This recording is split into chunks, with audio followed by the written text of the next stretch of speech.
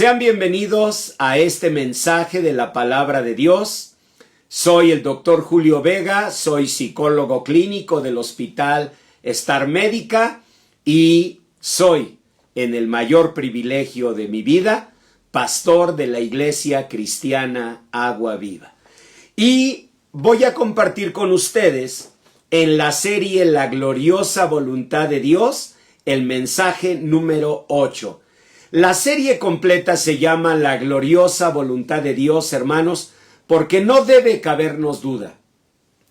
La voluntad de Dios es buena, agradable y perfecta, pero además gloriosa. Porque si es la voluntad de un Dios de gloria y poder, esa voluntad es gloriosa. Aunque nosotros en muchas cosas no la entendamos, no la comprendamos.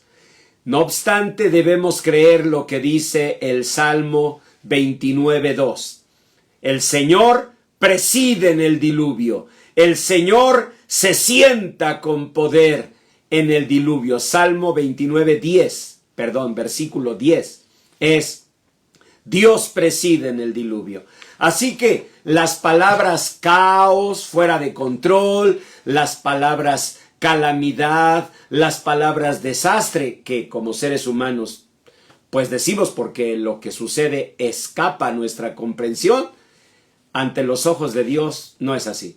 Ante los ojos de Dios, Él está gobernando. Él está gobernando. Y esto que estamos viviendo, aunque nos sobrepasa en comprensión, Él lo está gobernando y tiene propósitos de bendición. Solo que los seres humanos vivimos ciertos procesos mentales que son inevitables. Uno de ellos se llama totalización de estímulos. Voy a explicarles en qué consiste.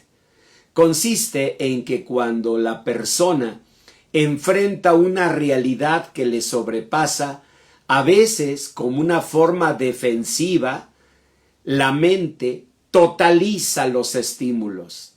Para más claro, es cuando decimos, pastor, es que lo perdí todo. Pastor, es que en verdad todo acabó. Esas palabras a veces no son exageraciones. Son formas en que la mente se defiende y de esa manera, en esa totalización de estímulos, se protege. Todo está perdido. Todo. Hasta una canción de don Jesús Adrián Romero, de esas canciones tan bellas que el Señor le ha dado, lo dice. Todo se derrumbó dentro de mí, dentro. Ay, no, creo que no era de Jesús Adrián. No, la verdad se me chispoteó. No me acuerdo de quién era, pero esa canción lo dice así. Es una persona ante un dolor tan grande que totaliza los estímulos y que dice todo se derrumbó. Y ustedes quizás no sepan que aún a grandes siervos de Dios también la totalización de estímulos los alcanzó. Vean a Jeremías. Lo tienen ahí en una imagen, en la hoja de mensaje, en la página 2, o lo tienen en la pantalla si están siguiendo la transmisión de Agua Viva virtual. Ahí está Jeremías y al fondo se ve Jerusalén en llamas, destruida. Pero Jeremías está diciendo las palabras de Lamentaciones 2:22. Lean Lamentaciones 2:22. Dice así la palabra. Dijo el profeta Jeremías: has convocado de todas partes mis temores. ¿Lo ven? Totalización de estímulos. Has convocado de todas partes mis temores. ¿Saben cómo le llamamos a eso el día de hoy?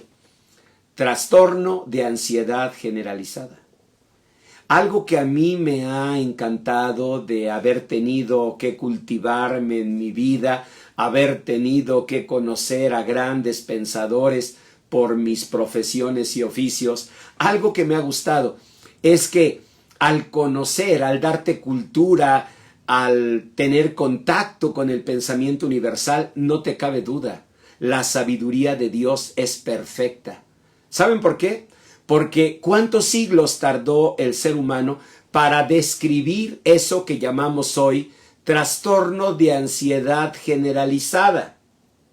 ¿Cuántos siglos para poder precisarlo? Y vean desde cuántos años atrás, al menos 2500, el Señor en Lamentaciones 2:22 lo puso. Léanlo. Dijo Jeremías, que era un profeta lleno del Espíritu Santo, pero era un ser humano.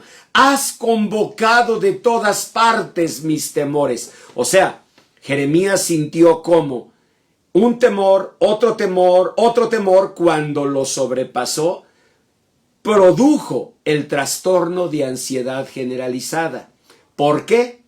Por la totalización de estímulos. Vamos a seguir leyendo, dice, has convocado de todas partes mis temores, como en un día de solemnidad, y en el día del furor del Señor, oigan, no hubo quien escapase, ni quedase, no hubo quien escapase ni quedase vivo. Jeremías sintió lo mismo que sintió Elías. Elías, en un momento también de mucho temor, en un momento de grave depresión, ¿saben qué llegó a decirle al Señor? Señor, no ha quedado ni uno vivo, ni uno de todos los fieles que estaban con nosotros. Había más de 7,000. ¿Por qué no los veía Elías? Por el fenómeno de totalización de estímulos. Es muy peligroso eso, porque si en verdad te llevara a concluir que todo está perdido, no tendrías de dónde asirte. Es muy peligroso. Y además no es lo que Dios revela, porque en su palabra el Señor revela que siempre hay algo que queda, hay algo que permanece. Vean Lamentaciones 2:19. Vean cómo Dios confronta a Jeremías y le dice, Jeremías, levántate. ¿Levántate de qué? De esa totalización de estímulos. Porque cuando tú totalizas los estímulos negativos, tú puedes hundirte. Pastor, discúlpeme, yo ya no puedo seguir adelante porque lo perdí todo. Y Dios viene a decirnos, eso no es cierto.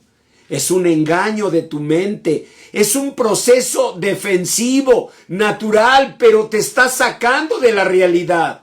No es cierto que todo está perdido. No es cierto que todo se acabó. Vean cómo le dijo el Señor. Levántate, da voces en la noche al comenzar las vigilias. Derrama como agua tu corazón ante la presencia del Señor. Y Jeremías pudo haber dicho, Señor, ¿y para qué lo hago? Yo ya no tengo una razón de vivir. Todo se perdió. ¿Saben qué dijo en Lamentaciones 2:22? Óiganlo. Los que crié y mantuve, mi enemigo los acabó. Repito, los que crié y mantuve, ¿a quién se refería? A sus hijos. Los que crié y mantuve, mi enemigo los acabó. Y Dios le dice, Jeremías, no es así. La mente te está engañando. Las emociones te están engañando. No todo está perdido. Mira bien. Y dice en Lamentaciones 2:19, yo lo subrayé con letras bold, alza tus manos a Él, implorando la vida de tus pequeñitos, que desfallecen de hambre en las entradas de todas las calles. Lo que le estaba diciendo el Señor al profeta Jeremías era esto. No todo está perdido, pero tu dolor estás permitiendo que sea tan oscuro. Estás permitiendo que sea un dolor tan totalizante que entonces ya no miras. Jeremías, alza tus manos, implora por la vida de tus pequeñitos. ¿Cuáles, Señor? Mis pequeñitos murieron. No es cierto. Míralos. Están en las entradas de las calles desfalleciendo y están necesitándonos. Hermanos, siempre que sufrimos, A veces nos regordeamos tanto en el dolor. A veces nos embelezamos tanto en el dolor que dejamos de ver que hay niños pequeñitos nuestros que están desfalleciendo en las calles. Me refiero a tus hijos, a los míos, a tus nietos, a los míos, a nuestros seres queridos.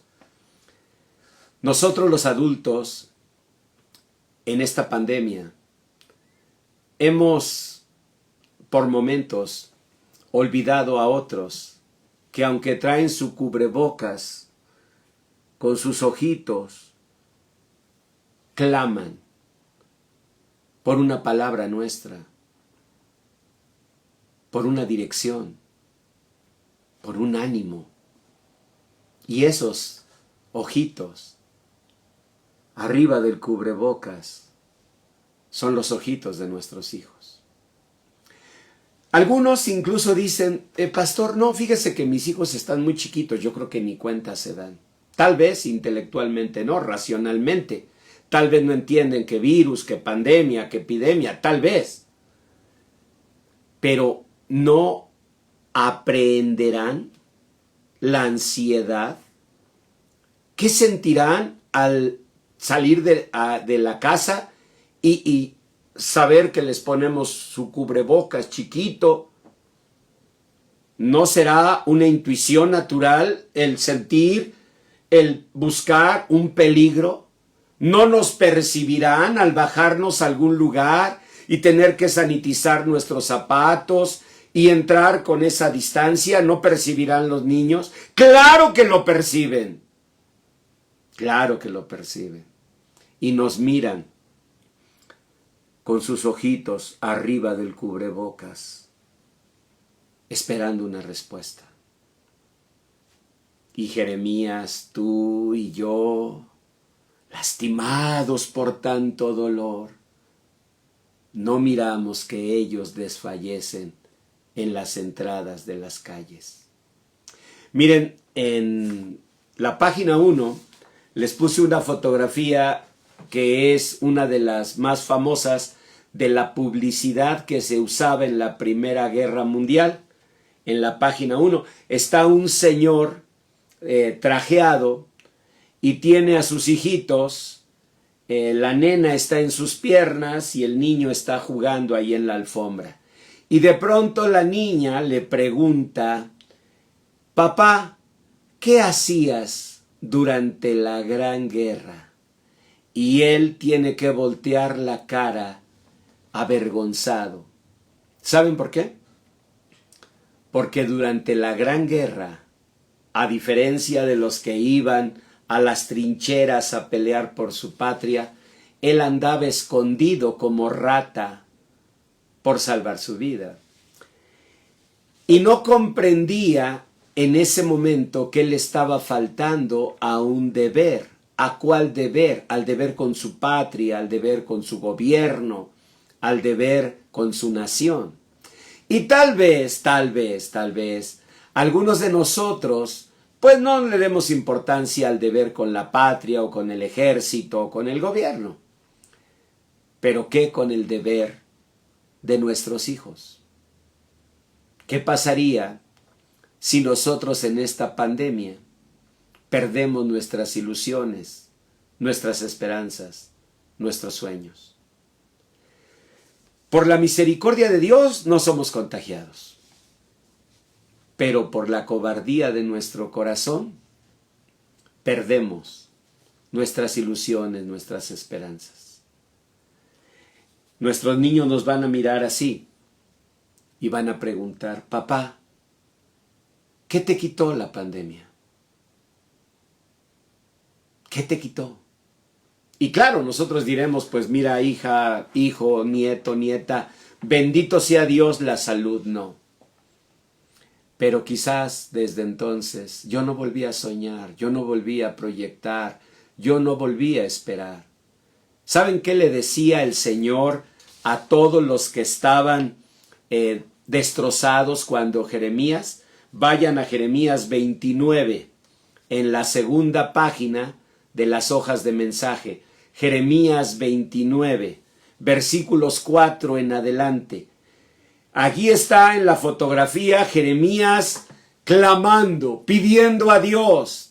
Pero ¿qué le decía a todas esas personas que estaban sufriendo? Vean lo que Dios les decía.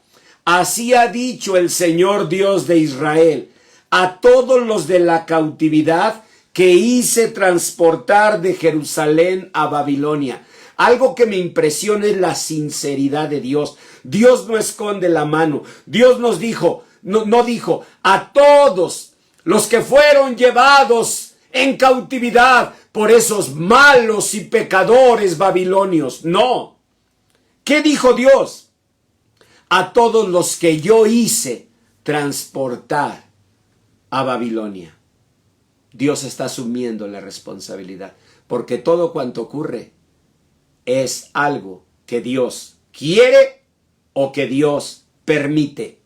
Así sea algo que escapa a nuestra mente o a nuestra comprensión. No puede ocurrir algo que Dios no quiera o al menos no permita. Todo cuanto ocurre es gobernado por Dios. Salmo 29:10. Dios preside en el diluvio y se sienta como rey a gobernar. Así que Dios asumió la responsabilidad y les dijo, yo lo asumo. No les puedo explicar, pero era necesario. No puedo hacerles entender, no lo podrían comprender, pero era parte de mis planes. Yo los hice transportar de Jerusalén a Babilonia, pero ahora quiero que escuchen lo que tienen que hacer. Verso 5 de Jeremías 29. Edifiquen casas y habítenlas. Hermanos, ellos eran unos parias caminando, sin dinero.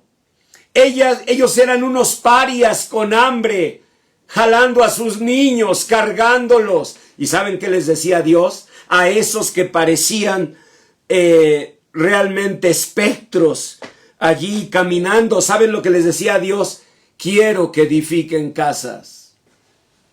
Cualquiera de ellos pudo voltear y decir, Señor, vamos muriendo de hambre en el camino. Vamos siendo azotados con latigazos.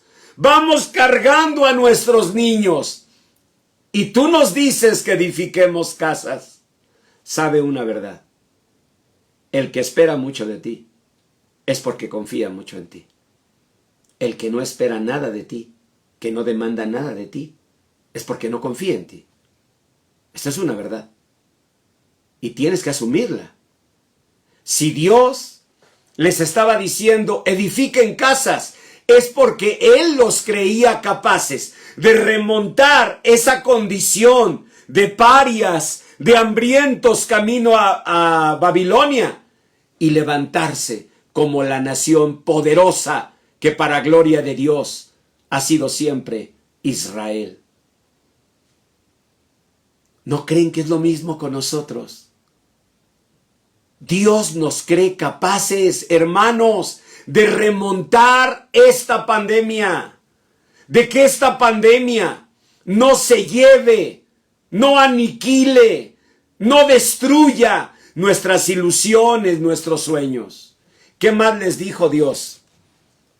Jeremías 29:5. Edifiquen casas, habítenlas, planten huertos y coman del fruto de ellos. Planten huertos. Se lo decía a personas que habían sido despojadas de sus tierras. Planten huertos, ¿qué quiere decir? Si voy a plantar un huerto, ¿sabes lo que te está diciendo Dios? Que Él te va a dar una tierra para que tú plantes un huerto. Es decir, en cada desafío, en cada encomienda de Dios hay escondida una promesa. Si Dios te está diciendo edifica casa, es porque Él te va a proveer. Si Él te está diciendo planta huertos, es porque Él te va a dar una tierra. ¿Y qué más le siguió diciendo? Casaos y engendrad hijos e hijas. ¿Se imaginan un matrimonio joven que no habían tenido ningún hijo? Y ahora de pronto llegaban los babilonios y se los llevaban ahí cautivos. ¿Ustedes creen que él o ella iban a decir, oye, ¿y cuándo encargamos? El otro habría dicho, ¿y para qué encargamos, bebé? ¿Para que nazca nuestro hijo en esta esclavitud? ¿Para que nuestro hijo coma un mendrugo de pan? Entonces, ¿por qué Dios les dijo eso? ¿Saben por qué? Porque Dios sabe que si no se encienden las ilusiones y los sueños en el alma, se totalizan los estímulos, todo se perdió, todo se acabó. Y si eso te pasa, si te pasa en verdad, estás en un peligro mortal. No solamente de morir, tal vez ese peligro sería lo de menos. Estás en peligro no solo de morir, sino de matar a otros corazones. Créeme que en estos casos lo de menos sería morir. Porque bueno, se quedó vacío, en verdad todo lo que crió y mantuvo, el enemigo lo destruyó, se quedó vacío, se quedó vacía y allí quedó y murió. Eso sería lo de menos, te lo digo en serio. ¿Sabes a dónde pueden llegar las cosas? A que con tu muerte interna mates los corazones que abrevan de tu corazón, que beben, que toman agua de tu corazón. En la vida de cada persona hay otros que se acercan como venaditos a beber de las aguas de tu corazón. En la vida de todo ser humano hay alguien que se inspira en nosotros. Hay alguien que aprende a través de nosotros, que interpreta la vida a través de nosotros. ¿Qué pasaría si las aguas de un manantial se envenenaran? Pues que los venaditos que vienen a beber se envenenarían también. Y ahí irán cayendo escombros de generaciones. Un hijo que ya no tuvo la fortaleza, una hija que ya no tuvo la esperanza, un nieto que nació pues parece como medio a fuerzas y que entonces por ahí también acabó en una vida lamentable. ¿Y dónde estuvo todo? En un papá, en una mamá, en un abuelo, en una abuela que hoy en la pandemia no tuvo el valor de oír lo que Dios le decía. Edifica casas, planta huertos, dense en matrimonio.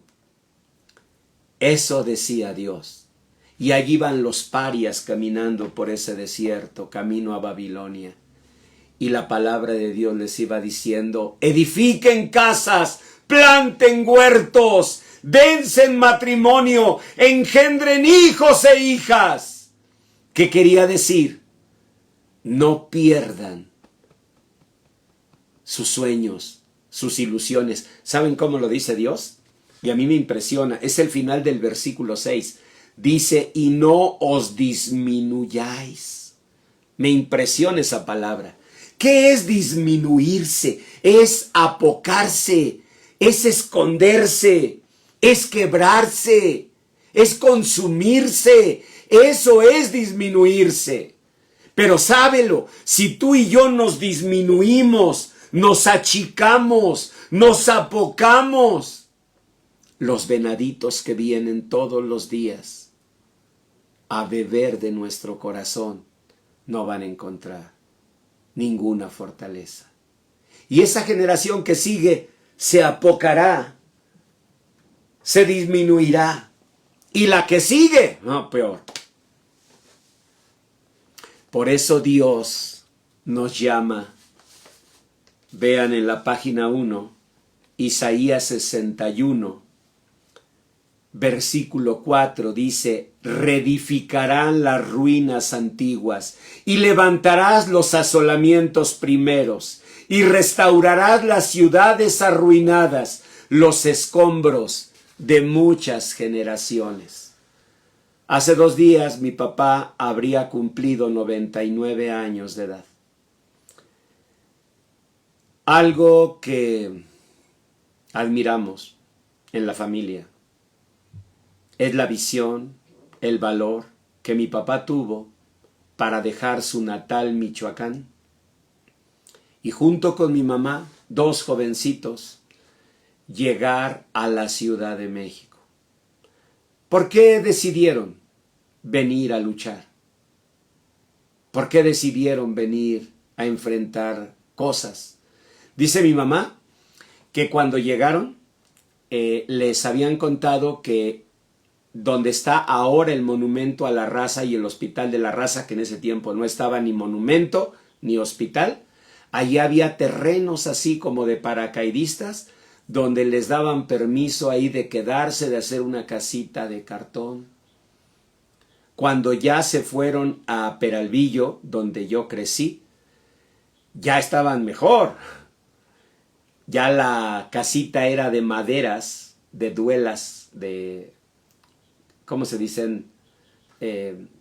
Tiras de triplay, y el techo ya era de cartón negro. Aunque ustedes hubieran mirado y hubieran visto esa miseria, y la habrían visto como miseria, mis papás ya estaban en cartón negro, bajo cartón negro. Tantas situaciones que enfrentaron, ¿por qué? ¿Saben por qué? Con una sola meta: dar a sus hijos un mejor mañana. Hoy, mis hermanos, mis sobrinos, mis nietos y mis sobrinos nietos, vamos formando generaciones que ya crecimos en otras posibilidades de vida. Y eso fue gracias al coraje y la visión de ellos, de mi papá especialmente. Muchas veces nosotros no nos damos cuenta que nosotros podemos levantar lo que dice la palabra. Vean el verso 4, reedificarán las ruinas antiguas y levantarán los asolamientos primeros y restaurarás las ciudades arruinadas, los escombros de muchas generaciones. O sea, quizás antes de mi papá hubo generaciones de mayor necesidad, pero tuvo que haber alguien que dijo, pues vamos con valor. Y tomaron ellos, mi papá y mi mamá, desde Morelia, un tren para venirse a luchar en la Ciudad de México. ¿Cuántos de nuestros padres y abuelos así lucharon por nosotros? Pero se necesita ese despertar. Como le dijo el Señor a Jeremías, levántate. Lamentaciones 2:19, levántate.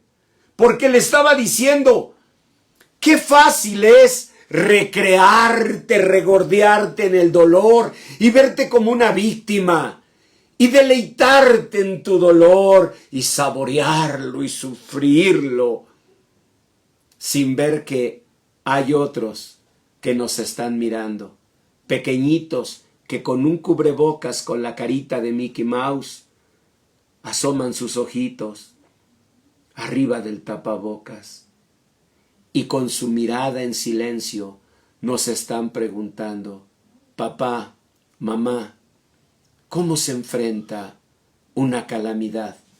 Papá, mamá, dime cómo se recupera la esperanza. Y no para una clase teórica de decir pedagógicamente, mira, mijito, vamos a empezar por entender qué es pandemia. No, no, eso no es la necesidad. La necesidad es esa transmisión espiritual, emocional, íntima, que una persona te da cuando tú percibes esperanza, ánimo. Necesitamos hacerlo.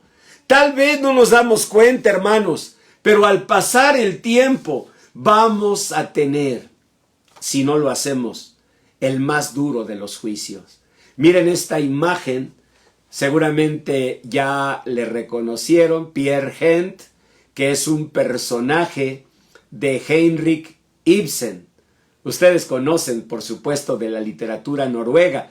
Y ustedes recuerdan esta historia de Peer Gynt. Si no la recuerdan, recuerden a Edvard Grieg, el gran músico noruego. Grieg escribió toda una sinfonía que se llama Peer Gynt. Búsquenla ahorita terminando la transmisión y luego de Viva Kids Sunday. Busquen esa información. Y van a ver, cuando escuchen la sinfonía matinal de Grieg, van a decir, ah, sí, ya la había escuchado. Bueno, toda esa obra es la historia de Pierre Gent, que ahí lo ven. Ustedes lo ven como un paria, véanlo ahí en la página 1 de sus hojas de mensaje, o ahí en la pantalla, si están siguiendo la transmisión de Agua Viva virtual, ahí ven a ese personaje. Él es Pierre Gent. Ahora, ¿qué pasó con Pierre Gent? ¿Quién era Pierre Gent? Pierre Gent, desde niño y más desde joven, fue un verdadero egoísta irresponsable y fue además un verdadero patán. Toda su vida hizo lo que quiso, se dedicó a cuanta cosa le interesaba para su placer y pasó sobre todas las personas del mundo. Por ejemplo, el primero así grave fue un amigo suyo. Pierre le robó la novia el mismo día de su boda.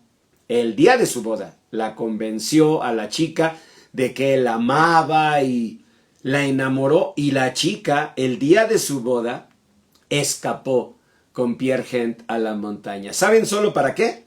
Para luego abandonarle en la montaña. No, era tremendo ese Pierre Gent. Ya en el final de su vida, hubo un naufragio en el barco donde iba.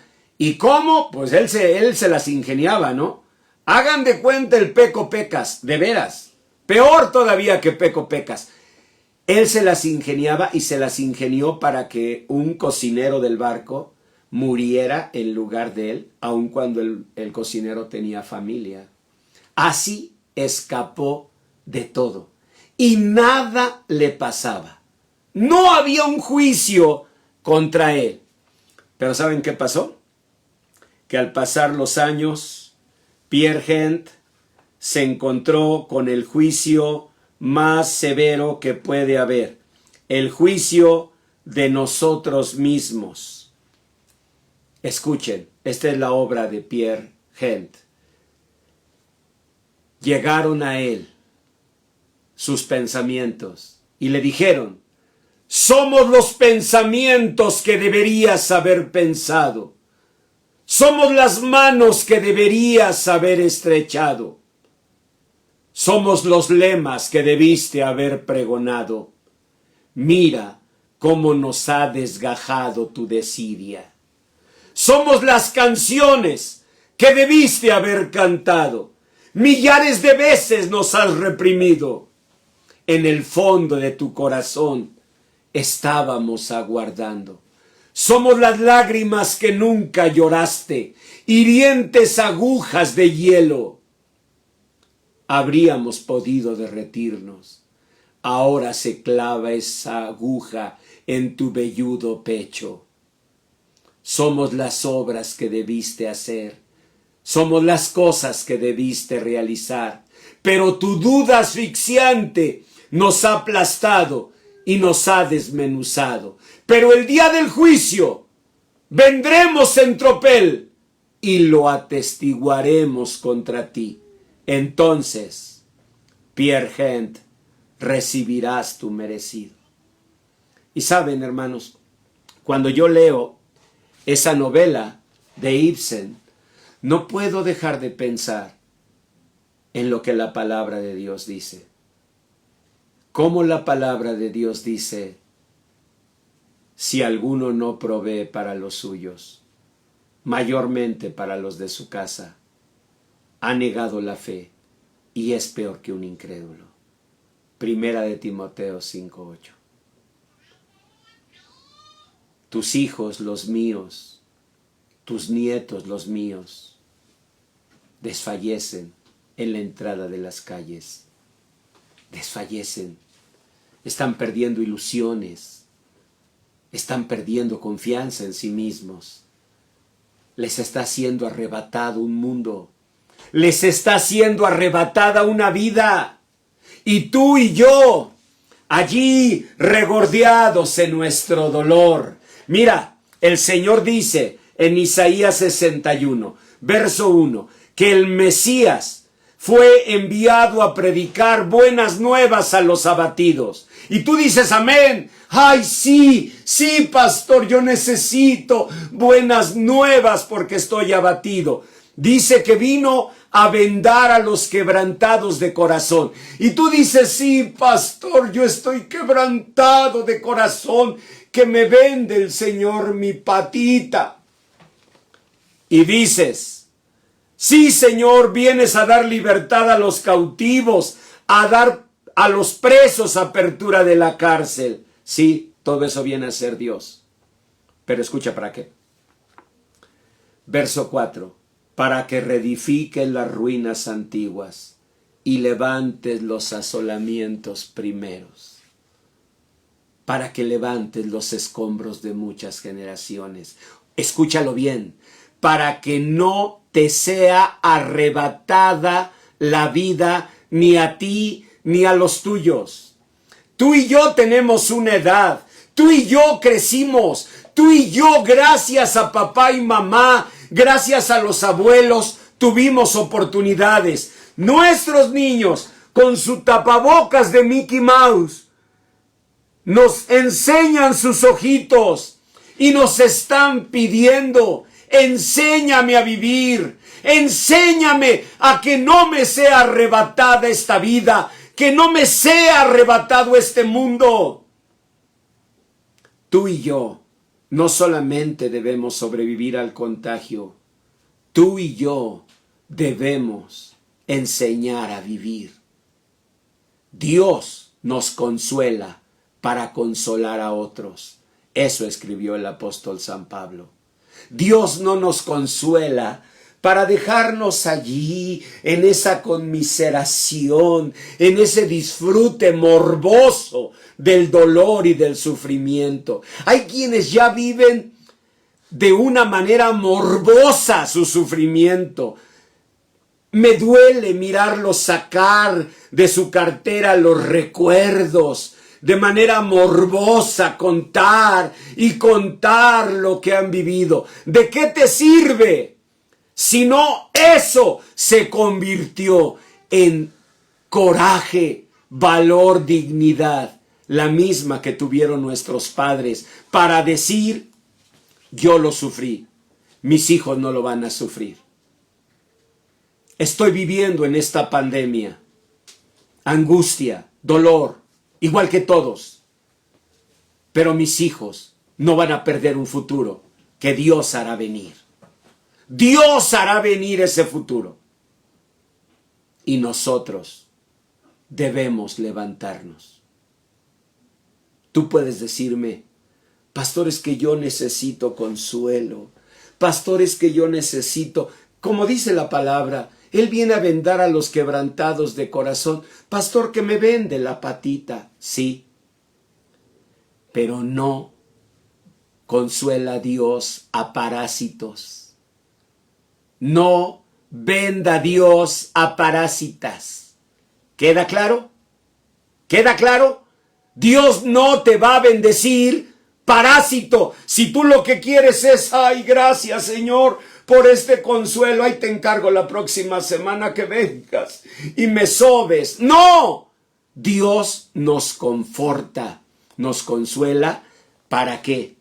Para que nos levantemos a reedificar las ruinas antiguas, los asolamientos primeros. ¿Qué estarán viviendo nuestros niños? ¿Cómo estarán percibiendo en sus corazoncitos lo que está pasando? Miren, en psicología hay una teoría que se llama la teoría de las huellas mnémicas. Les voy a explicar muy rápidamente en qué consiste. Cuando algo sucede en la vida, quedan dos cosas: recuerdos y huellas mnémicas. Como digamos, las marcas de lo que pasó sobre la arena, ¿verdad? En ciertas etapas de la vida, por la gracia de Dios, los recuerdos se borran, pero las huellas mnémicas nunca se borran. Y es más dramático. Sería mejor que quedara el recuerdo. Escuchen esto. porque si lo recordáramos, podríamos superarlo. Lo peor es que cuando el recuerdo ya no está, por esa amnesia normal, queda la huella amnémica. Y cuando yo te pregunto, ¿por qué siempre te sientes abandonado? ¿Por qué siempre te sientes solo? ¿Por qué siempre te sientes juzgado? Lo peor es que ya no sabes, porque ya no está el recuerdo, pero sí está la huella. Está el surco, la herida, la marca. No quiero ser pesimista, pero sí quiero ser realista. Y la realidad es que nuestros niños, que por la gracia de Dios no serán contagiados, van a quedar con más huellas en su alma de las que nosotros pensamos. Y la única persona en este mundo que necesita despertar y levantarse, romper esa totalización de estímulos, todo está perdido, Señor, los que crié y mantuve, el enemigo los destruyó. El Señor le dijo, no, despierta, levántate, Jeremías, tus pequeños están en las entradas de las calles, desfalleciendo. Es decir, rompe con ese letargo que te trae el sufrimiento. Rompe con esa fantasía de ser el que más ha sufrido. Rompe, porque hay otros cuyos futuros dependen de ti.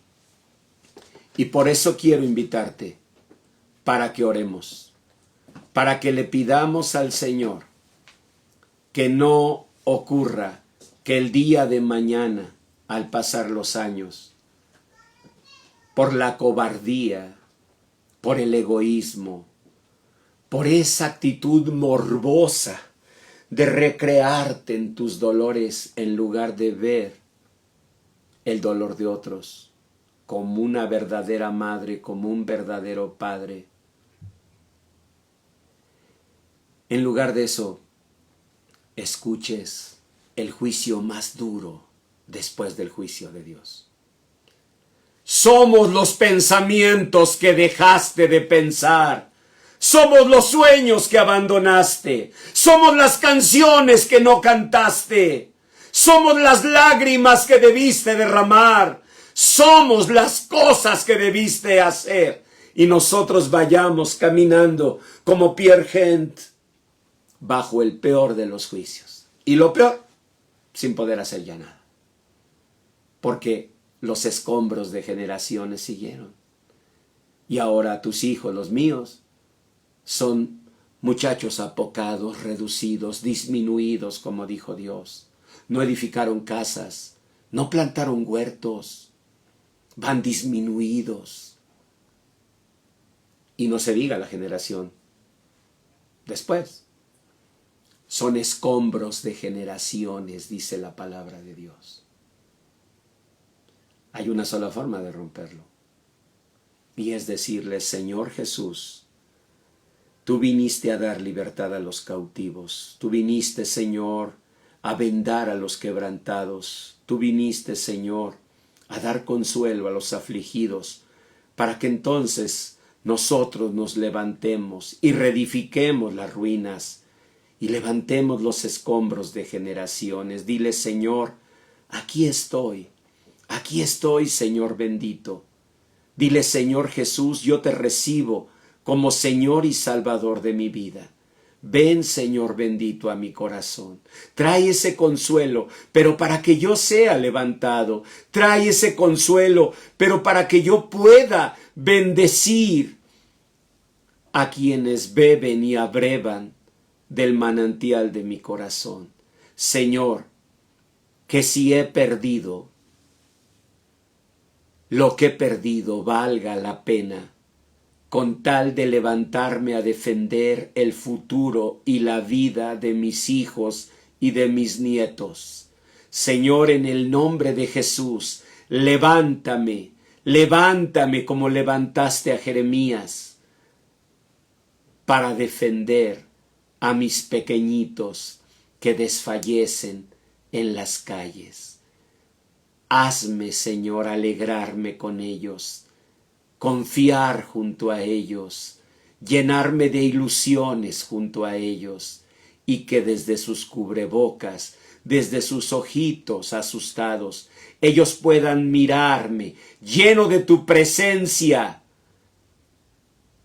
proyectarme y no dejar de proyectarme a sueños, a ilusiones, a alegrías, a esperanzas.